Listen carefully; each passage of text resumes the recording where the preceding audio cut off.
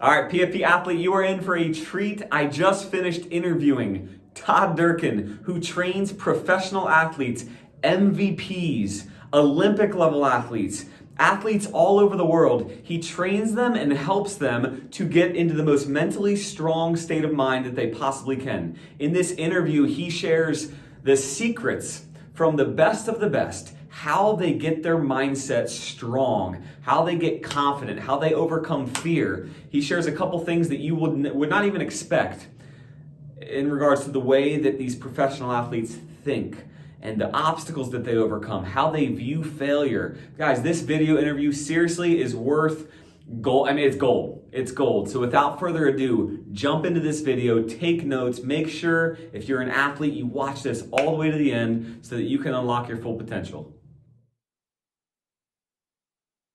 All right, guys, I'm here with the great Todd Durkin, coach of many professional athletes, great motivator, great inspirer, helps athletes all over who, he's going to share this in a minute, to really take their game to the next level. And athlete, you are listening to this right now because you want to get to the next level and you've identified the truth, and that is that what is going on up here is the great equalizer. It's the great differentiator that's going to separate you. And Todd, I'm pumped because Todd has helped so many athletes, again, from the high school, middle school level, all the way up to professional athletes. He's got a way about helping them mentally get stronger so that they can become better leaders, so that they can have breakthroughs. So TD, I'm super pumped to get right into this. We can help as many athletes as possible get to their next level. Man, thank you, Andrew. I'm pumped to be here. Can't wait to share.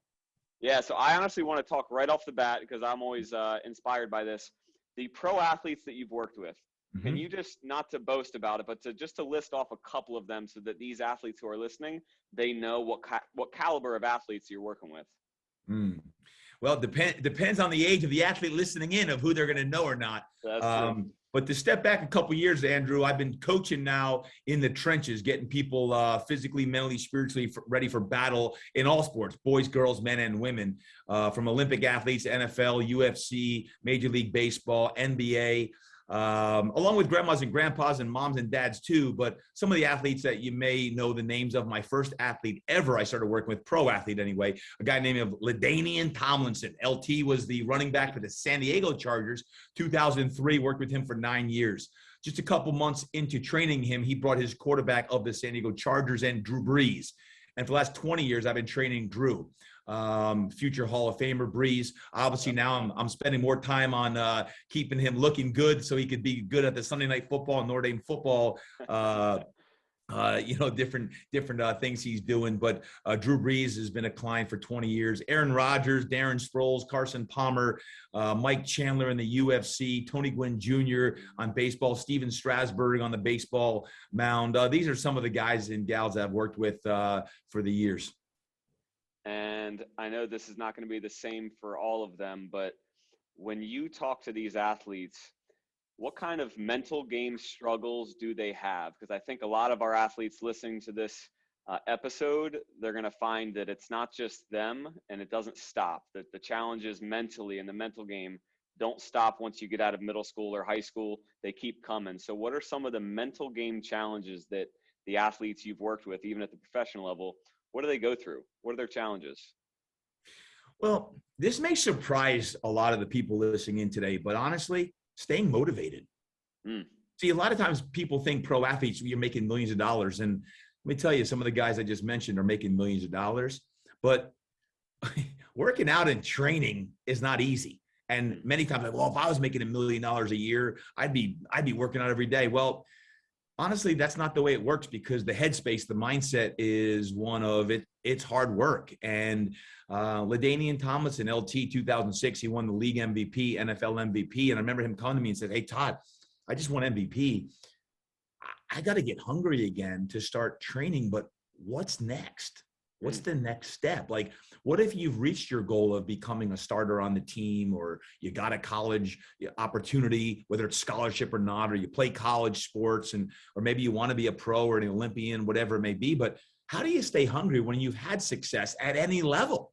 I mean, if you become the star of your girls' soccer team or your football team or basketball team or softball, field hockey, lacrosse, you name it, staying motivated And staying hungry is really, really hard. I've worked with Under Armour for a long time, and one of the mantras there is stay humble, stay hungry. How do you keep humility? I don't care if you're the star of your high school or your middle school, but like keep the servanthood attitude. The best athletes I've ever worked with have such humility that they work their tails off even when they don't want to. But they've also served the people who are last on the bench and have done things the right way on and off the field. So believe it or not, I think one of the biggest struggles with most is when it comes to playing is in the mental game is just staying motivated and hungry. And I think that's where great coaches, great trainers come in. And also the mindset of sometimes you got to do things that you don't want to do to get to where you want to go. Meaning I don't feel like working out today. And suck it up and work out. Like to become a champion, you gotta snap the band. You gotta switch the mindset literally of we gotta go. Like, what do I want? It's not, you're not basing your actions on feelings. You're basing your actions on where do you want to go. If you're basing your actions on, do I want to do this? And you're not going to do that much in life. I don't care if it's in business, it's in sports, if it's in school. Like most people don't feel like studying 4 hours a day. But if you need to improve your GPA from a 2.7 to a 3.2, or from a 3.2 to a 3.8, or from 3.8 to a 4.2, whatever your goals are, wherever you are as a student, you don't usually feel like studying, but it's having the discipline to do what needs to be done, not what wants to be done, to get done what you need to get done. That's so good. And as soon as you said LT, it was after he got MVP, you said, that he came to you with that. It made me think of maybe at the time he didn't have a vision beyond just getting MVP. Maybe his goals stopped at, I want to become an MVP and win a Super Bowl. And if you achieve that, then what's next? That's going to become the question. But if your goal is, I want to leave a legacy, I want to inspire future generations, I want to get my team, I want my jersey to be hung up on the wall, whatever it is. If you've got a bigger vision, then maybe that's one of the secrets. What else is a secret to staying motivated? Like, what did you tell LT? Because I know for a fact there's a lot of athletes that are going to watch this. They've already committed to their college. They're a sophomore in high school, a junior. They've committed to a college, and they're probably wondering this same thing. Yeah. Well, it goes hand in hand, and it sounds rhetorical, but it's not. You got to learn to embrace the process. The process means the grind, the grit. It's not always about the wins and the losses. Yes, when LaDainian first started training 2003, he said to me, I want to be the best running back to ever play the game. I'm like, well, that's pretty darn large, because you got guys like Walter Payton, Emmitt Smith, guys he emulated. And there's some, great running backs that have played the game. But it wasn't so much about, being the best. It was about having the drive to be your best.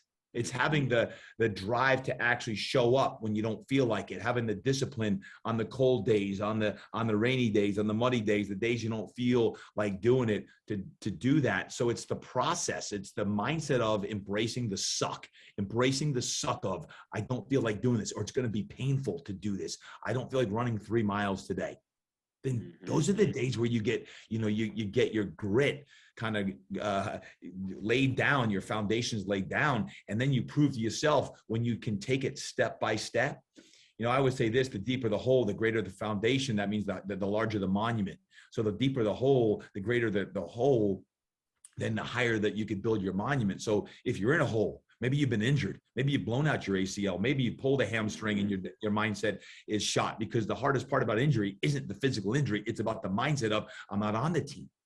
I don't know if I'm ever going to get back to where I was. And you start having these doubts and these fears. That's all just stinking thinking that is preventing you from ultimately saying, you know what, I'm going to use this setback to actually set me up for the comeback, which is going to be based on the process of me doing what no one else is doing. And I'm going to go out and I'm going to start with doing a walk, or I'm going to do a jog, or I'm going to start getting some agility work in, or I'm going to go out and do some boxing, or whatever it may be. It's finding the grit that no one else is doing. And if you want a little secret in life, it's doing what no one else is doing to get to where you want to go. It's, are you willing to do what no one else is doing to get you to where you want to go? And I don't care if it's in the classroom, if it's in the boardroom, if it's on the gridiron, or if it's on the playing field, it's on a diamond, whatever it is, you got to do things that no one else is doing to help you get to where you truly want to go. That's so good. It's not just a struggle to stay motivated if you're in a hole. It's a struggle to stay motivated if you're successful as well, and everything in between. What about fear? Is there a healthy fear of falling behind that and maybe it could be unhealthy too, but is there a healthy fear of falling behind that some of these professional athletes have that kind of drives them forward? Maybe it's not their primary driver, but talk about that for a minute. Yeah, and this is kind of tied in, Andrew, but I'll say this is it goes back to the mental game and the struggle with fear. It's so many young men and women today are basing their success on what other people are doing, because we live in the social media age, which, by the way, I love social media as much as anybody, but it's very dangerous because we're judging our success on what the world deems us as successful. Forget it.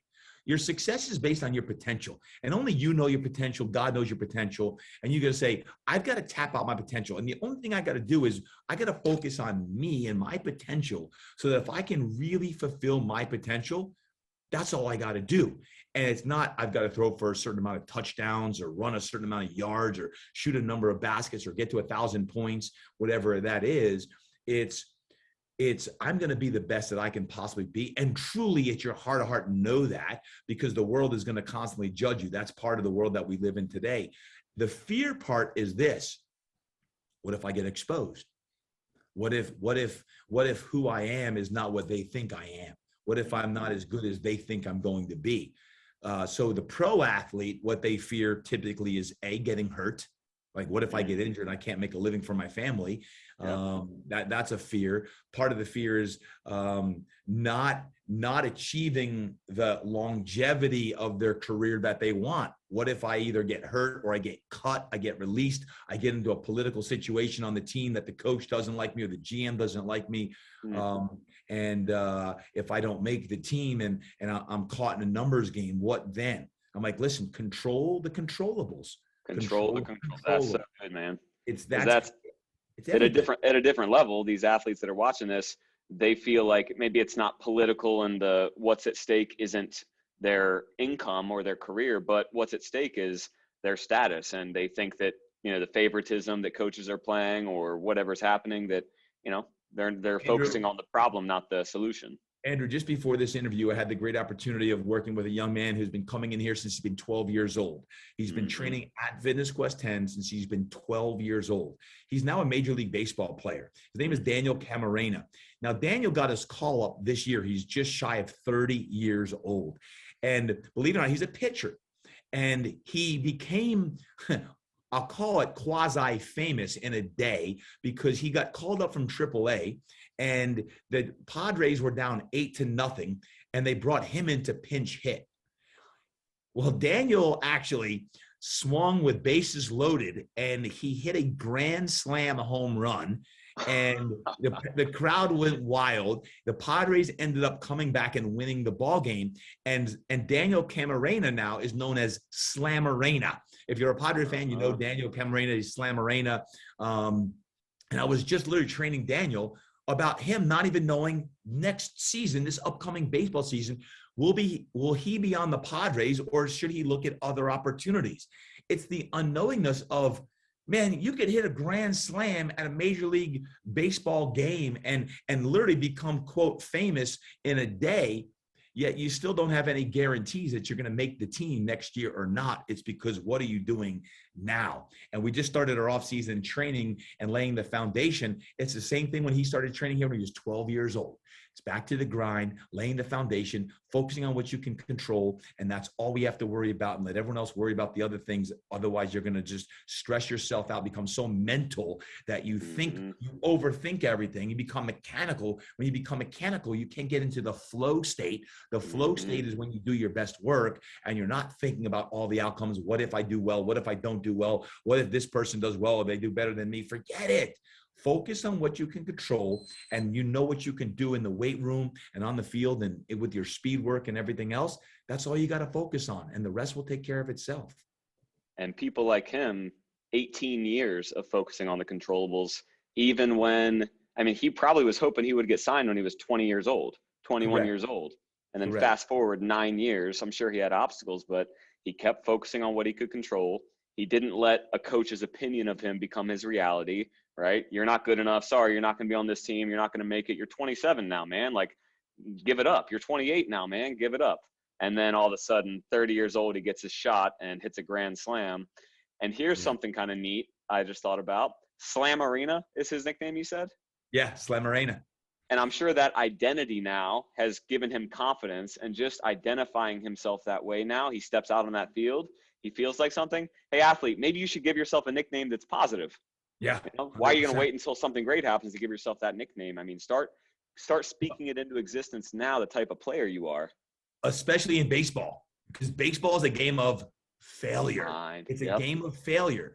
I work with a lot of kids. I remember a high school player a couple of years ago. He's now playing college baseball. He came to me during the season. He was in a major slump. He said, "Coach, man, I am in a major slump. I can't get my mind right. I'm up there, and I've already struck out. I haven't swung one time, and I've already struck out in my mind." I'm like, "All right, we got to start to change your self-talk, and we're going to create a routine. I want you to create a positive highlight reel."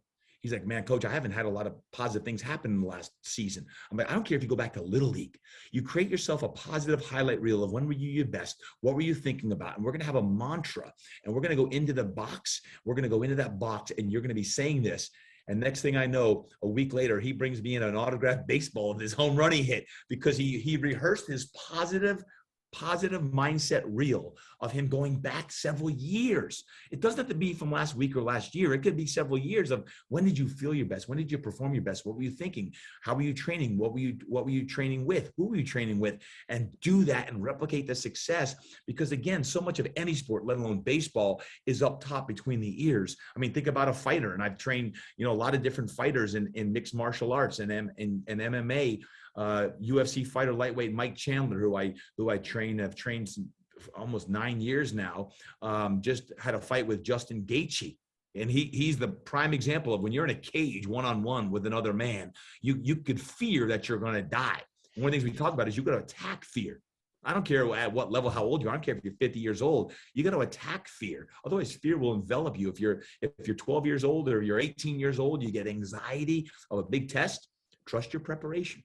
Trust your preparation. Only you know if you've done everything you can, leaving no stone unturned before you get into a cage to fight. We go into a baseball game, you go into a football game, a wrestling match, you go into a big interview for your first job or your third job. You got to be prepared and know that preparation is the key to success.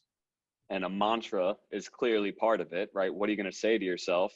Because your weaknesses and your mistakes and how you messed up in the past, that's always available. Right? Yeah. Anybody can pull those out of their hat and talk about those, but it takes work and it takes discipline to create a mantra for yourself, and then to create the reminders and the structure so that you actually use it. Because a lot of athletes are like, "Oh yeah, I've tried the mantra thing."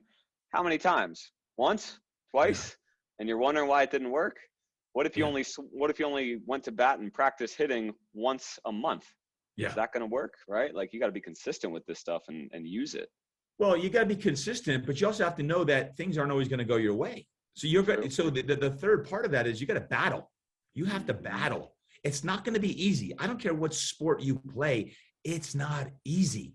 There's going to be times in a season or in a game where these momentum shifts, and you're going to have to grit your teeth and bear down and battle. And you're going to have to fight, scratch, and claw with everything you got. And guess what? Sometimes you come up a little empty. Well, you got to learn from that too. But at the end of the day, you got to battle. You got to learn to battle, and you got to fight and not wilt when there's pressure on. Like, pressure is a privilege.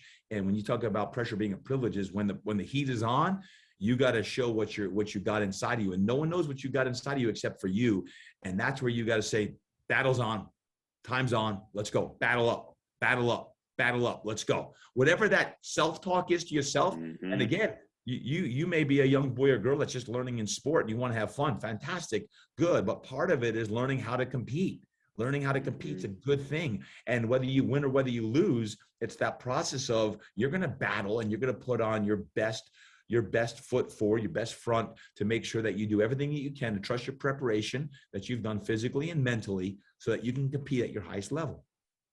One of the best questions I've ever been given to ask an athlete is, after you lose, or after you have a bad at bat, or after you have anything that negatively happens, if you can train yourself to ask the question, what can I learn from this? What can I learn from this? And if you can train yourself to ask that question, you're going to start to notice things different about the process. You're going to start to appreciate the mistakes and the failures instead of hate them. Yeah. I'm assuming the best professional athletes you've ever trained, they've found a way to appreciate the failures. and truly find something to be grateful from them. Thanksgiving, be grateful, right? Yeah. And Andrew, it's a great thought there, because one of the questions I often ask my athletes, especially my pro athletes, is this: what motivates you more, winning or not losing? Different. What motivates you more? The thought of winning or not losing, meaning they despise losing so much that they're going to train so hard because they hate to lose. There's not a right answer, by the way. Right. You could be driven because you love to win and love the feeling, or you just hate losing. Well, either way, it's the bottom line is you find your motivation, your internal motivation of what really drives you.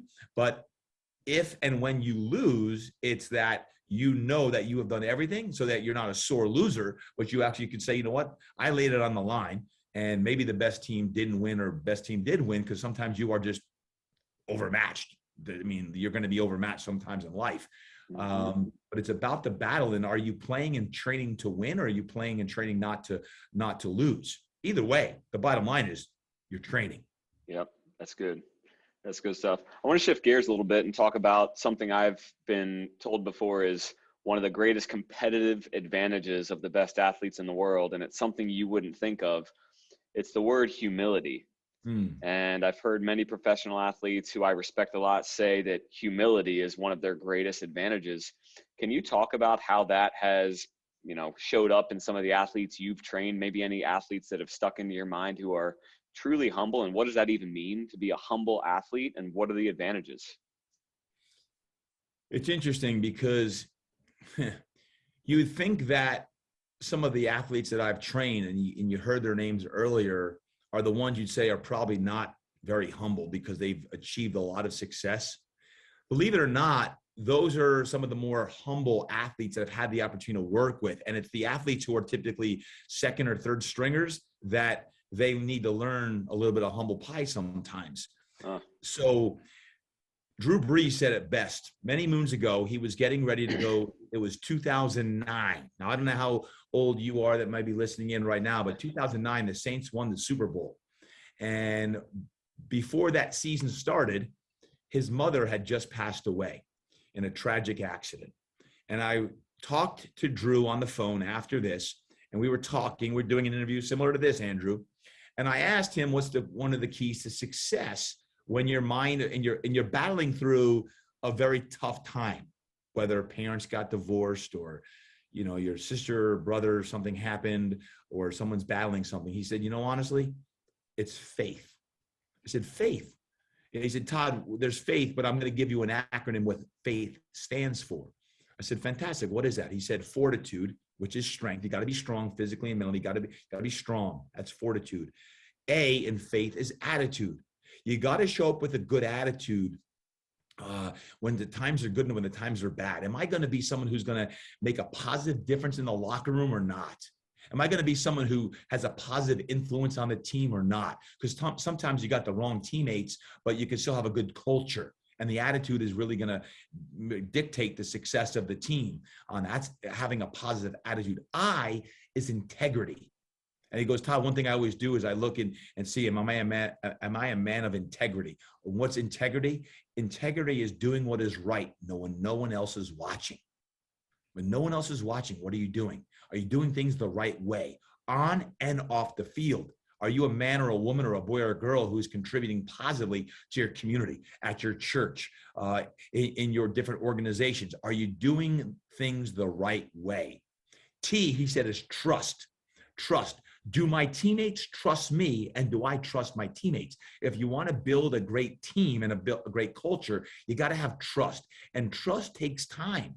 And your teammates need to see you training and doing things the right way. When you're at a party with your friends, how are you handling that? What type of language are you using? Are you using words that inspire others or bringing people down? Are you gossiping about your teammates or not? If you are, then you're not earning their trust that you've got their best interest. Trust is a huge part of having a championship culture. And the last thing he said, Todd, was when in the word faith is humility.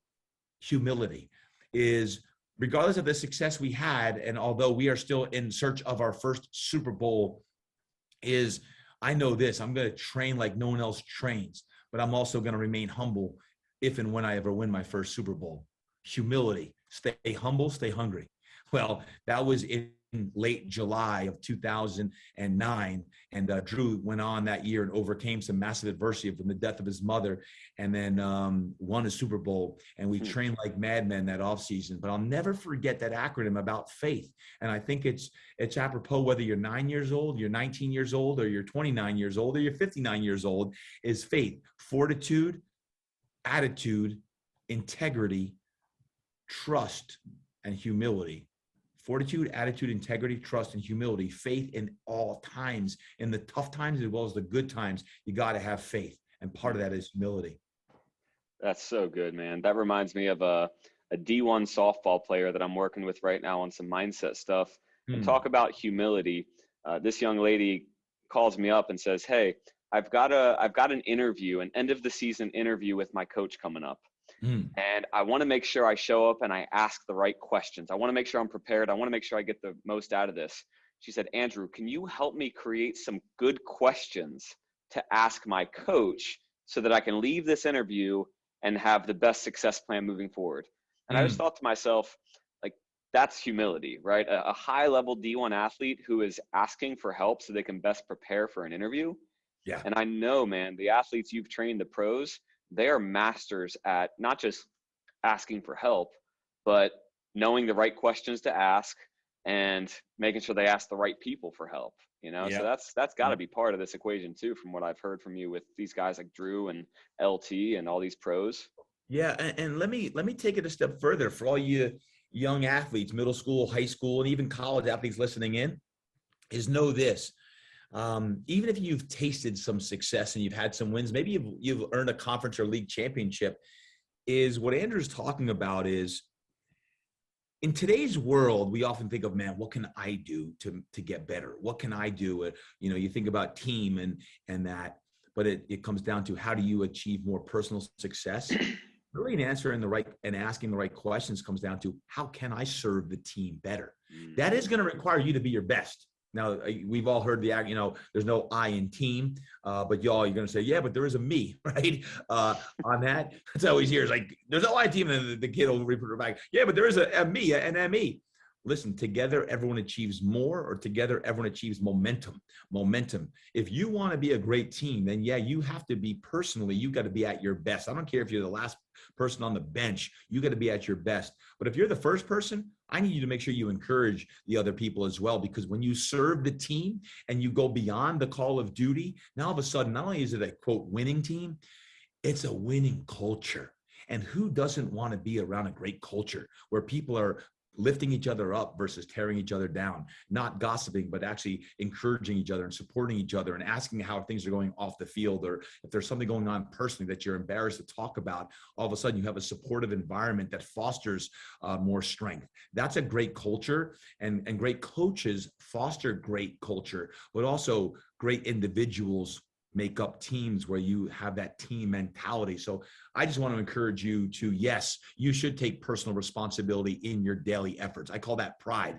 Personal responsibility in your daily efforts. Take responsibility for yourself and what you do, how you study, to make sure not only are you eligible, but you're putting your best foot forward personally in the classroom, but also athletically. And what are you doing to train when no one else is watching? Because everyone's going to do the practice, but how you practice is how you play. And the way you do one thing is the way you do everything. The way you do one thing is the way you do everything. So how are you practicing? Be the one that's out there, that's being the enthusiastic energizer bunny that's firing people up and finding good things that are going on and not just finding the wrong things. So to me, it's really knowing that, yeah, you got to personally succeed, but you also have to make sure the team is always bigger than yourself also. That's such a good word, man. That's such a good word. You got to rewind that and listen to that, guys. All right, man. I know you got to get with your athletes and go get their minds right, but before we sign off, can you talk to these athletes about confidence and about what it takes and the truth about how to become a fully confident athlete on the field and get things going to the next level? Yeah, well, you think, what is confidence, right? I mean, what's the definition of confidence?